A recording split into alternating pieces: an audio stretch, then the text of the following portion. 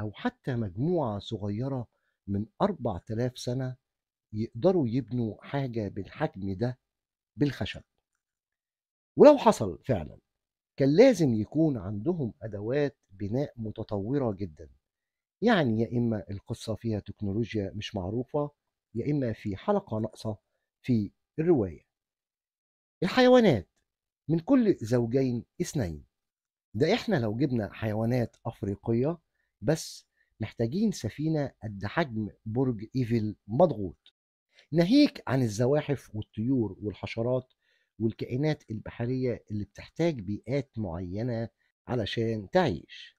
يعني محتاجين درجات حرارة مختلفة، أكل خاص لكل نوع، تهوية مناسبة، نظام صرف صحي للسفينة. يعني باختصار بنتكلم في حاجة أقرب لمحطة فضائية أكثر منها سفينة